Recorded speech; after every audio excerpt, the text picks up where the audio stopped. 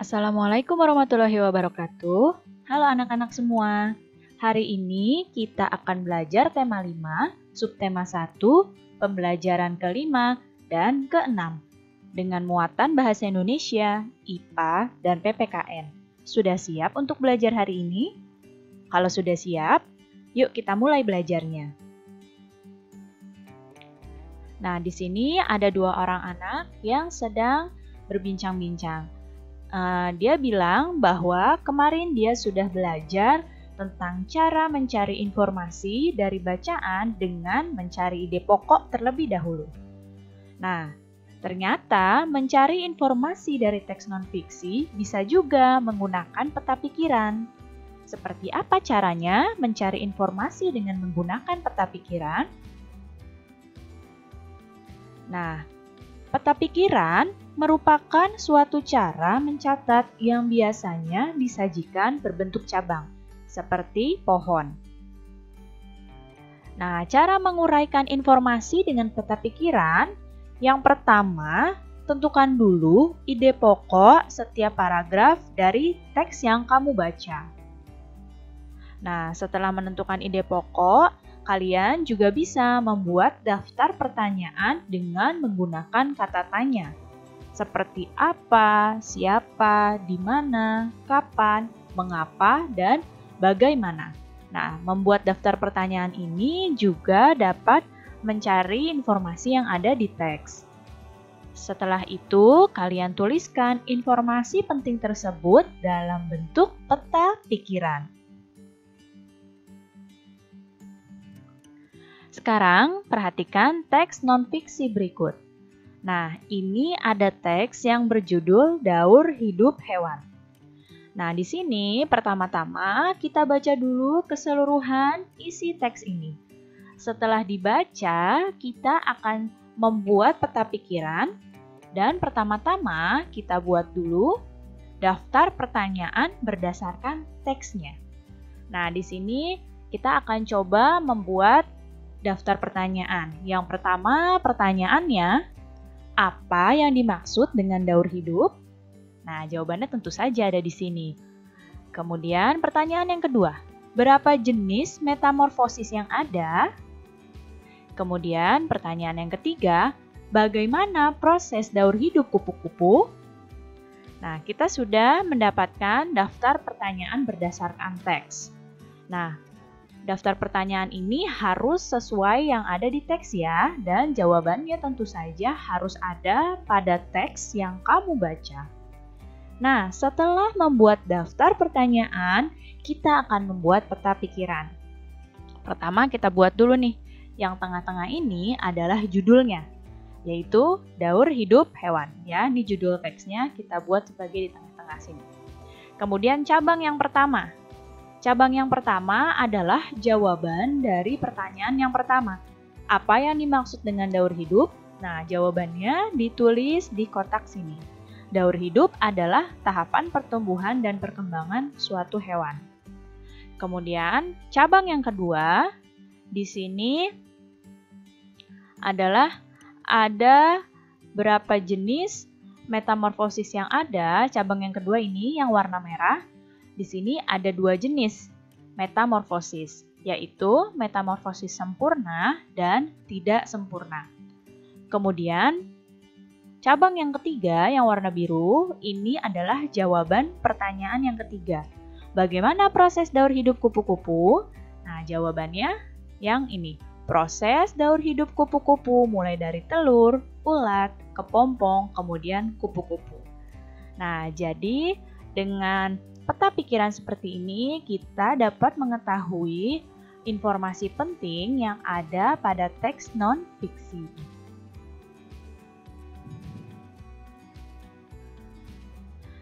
Makhluk hidup memiliki ciri dapat tumbuh dan berkembang, termasuk hewan. Nah, hewan dapat tumbuh dan berkembang karena melalui tahapan daur hidup. Tahukah kamu apa itu daur hidup?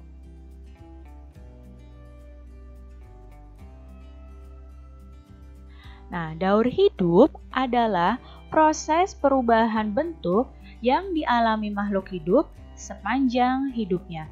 Jadi proses perubahan bentuk dari mulai hewan tersebut atau makhluk hidup tersebut lahir sampai makhluk hidup tersebut mati.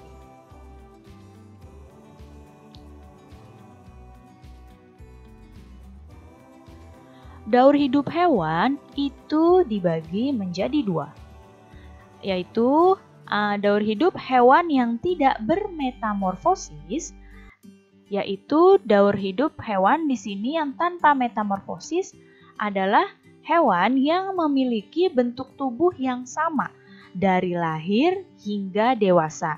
Jadi, hewan yang tidak bermetamorfosis hanya mengalami perubahan ukuran tubuh. Dan daur hidup yang satu lagi adalah daur hidup hewan bermetamorfosis. Nah, daur hidup hewan bermetamorfosis ini dibagi menjadi dua, yaitu yang pertama, metamorfosis sempurna. Pada metamorfosis sempurna, bentuk tubuh hewan sangat berbeda antara ketika bentuk baru menetas atau baru lahir hingga ke bentuk dewasanya. Itu bentuknya sangat berbeda.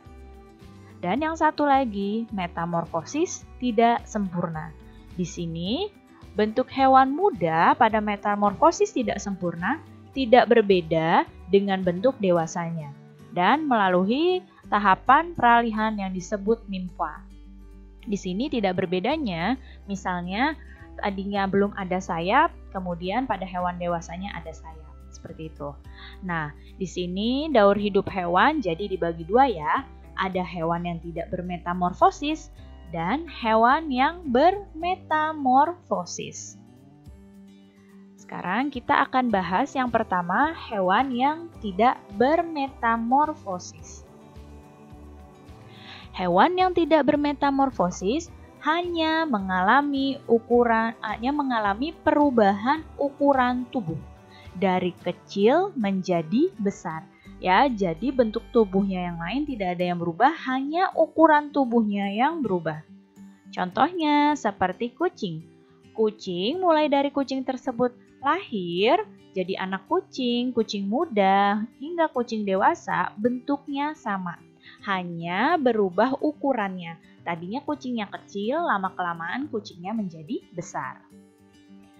Contoh lain adalah ayam. Nah, ayam ketika baru menetas hingga ayam tersebut menjadi ayam dewasa, ini juga tidak mengalami perubahan, hanya berubah ukurannya saja. Tadinya ayamnya kecil, kemudian ayamnya menjadi besar. Jadi dari telur menetas menjadi ayam kecil dan menjadi lama-kelamaan menjadi ayam dewasa. Kemudian ayam dewasa bertelur dan terus berputar seperti ini. Satu lagi adalah ikan. Contohnya.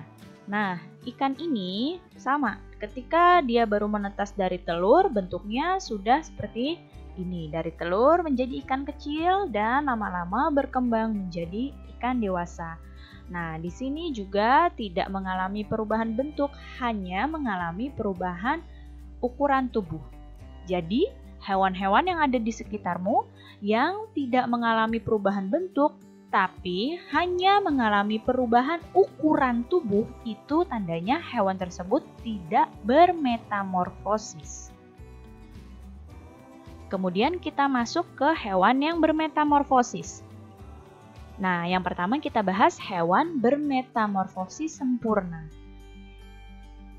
Pada hewan yang bermetamorfosis sempurna, ini melewati 4 tahapan dalam perubahan tubuhnya. Jadi, hewan yang bermetamorfosis sempurna ini, ketika hewannya baru menetas hingga hewannya dewasa, itu mengalami bentuk yang betul-betul berubah. Ya, di sini biasanya ada 4 tahapan, yaitu telur, ulat, atau larva, kemudian pupa, dan imago. Imago adalah hewan dewasa. Sekarang kita lihat contoh hewan yang bermetamorfosis sempurna. Yang pertama adalah kupu-kupu. Nah, kita lihat di sini, kupu-kupu pertama berasal dari telur. Nah, ketika dari telur, kupu-kupunya kemudian menjadi ulat. Nah, setelah menjadi ulat, kupu-kupunya ini lama-kelamaan menjadi kepompong. Nah, setelah jadi kepompong, nanti kupu-kupunya ulatnya ini akan berubah menjadi kupu-kupu. Nah, kupu-kupu dewasa bertelur lagi, kemudian ulat, kepompong, kemudian jadi kupu-kupu, terus berputar. Contoh selanjutnya adalah katak. Kita lihat di sini. Pertama, katak ini dari telur. Nah, telur katak di sini menetas menjadi berudu. Lihat bentuknya, berudu, dari berudu ke katak muda. Dari katak muda kemudian menjadi katak dewasa. Katak dewasa kemudian bertelur, berudu, kemudian menjadi katak muda, menjadi katak dewasa lagi. Terus berputar. Dan contoh selanjutnya adalah nyamuk. Pertama, nyamuk itu dari telur. Kemudian dari telur menjadi jentik. Dari jentik-jentik kemudian melewati fase pupa. Kemudian dari pupa menjadi nyamuk dewasa. Nah, dari hewan-hewan yang mengalami metamorfosis sempurna ini, bisa kalian lihat bentuk hewannya ketika dari telur sampai hewan itu dewasa bentuknya berbeda-beda. Itulah mengapa hewan-hewan ini disebut bermetamorfosis sempurna. Kemudian kita akan bahas hewan yang bermetamorfosis tidak sempurna. Nah, di sini hewan yang bermetamorfosis tidak sempurna melewati 3 tahapan. Jadi dari telur, kemudian nimfa, dan imago, yaitu hewan dewasa. Apa saja contoh hewan yang bermetamorfosis tidak sempurna? Pertama adalah kecoa. Nah, di sini kecoa pertama dari telur. Telur ini menetas, kemudian menjadi nimfa. Dari nimfa menjadi imago. Jadi tidak melewati fase pupa atau fase kepompong. Jadi dari nimfa kemudian imago. Nah, di sini nimfanya belum ada sayapnya, kemudian sayapnya berkembang ketika kecoa ini dewasa. Contoh berikutnya adalah belalang. Nah, belalang juga sama. Di sini dari telur, kemudian nimfa, kemudian imago. Selanjutnya contohnya adalah capung. Capung pun sama. Di sini dari telur, kemudian nimfa atau capung kecil, dan menjadi imago atau capung dewasa. Nah, di sini bentuk tubuhnya memang sekilas mirip, tapi belum ada bagian tubuhnya yang belum terbentuk ketika hewan ini menjadi nimfa. Contohnya belum ada sayapnya. Ya, jadi hewan-hewan ini disebut metamorfosisnya tidak sempurna. Nah, lihat kalian di sini ada anak-anak yang sedang berdiskusi. Jadi, mereka mendapat tugas tentang metamorfosis hewan. Dan mereka akan membagi kelompok untuk menyelesaikan tugas tersebut. Dan di sini ada yang memberi usul sebaiknya kelompoknya dipilih dengan undian supaya adil dan tidak pilih-pilih teman. Dan ternyata mereka semua setuju karena mereka tidak bermasalah akan berkelompok dengan siapapun. Mereka mau berkelompok dengan siapapun dan mau berteman dengan siapapun. Nah, dalam mewujudkan keutuhan dan kesatuan, itu merupakan kewajiban seluruh bangsa Indonesia. Sebagai warga negara, kita berkewajiban menjaga persatuan dan kesatuan dalam lingkungan sehari-hari. Persatuan dan kesatuan negara kita merupakan modal penting dalam pembangunan bangsa. Nah, bagaimana sikap yang dapat menjaga persatuan dan kesatuan? Yang pertama adalah sikap membina toleransi dan tenggang rasa dalam kehidupan sehari-hari. Kemudian, mengembangkan sikap saling menghargai dan menghormati. Sikap berikutnya adalah saling membantu tanpa membedakan suku maupun asal daerah. Dan mengutamakan kepentingan umum daripada kepentingan pribadi, serta mempelajari berbagai budaya atau kesenian daerah lain. Nah, sikap-sikap inilah yang dapat menjaga persatuan dan kesatuan.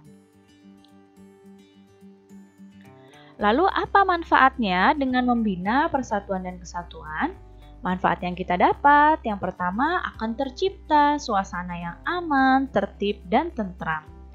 Kemudian, terwujudnya lingkungan kehidupan yang harmonis. Manfaat berikutnya, menumbuhkan rasa persaudaraan dan kekeluargaan. Dapat memperlancar pembangunan bangsa, ya. Dan juga keutuhan bangsa akan tetap terjaga dengan adanya persatuan dan kesatuan. Baik anak-anak, cukup sekian ya penjelasan Ibu kali ini. Mudah-mudahan kalian paham dan mengerti. Terima kasih anak-anak semua. Sampai jumpa lagi. Wassalamualaikum warahmatullahi wabarakatuh.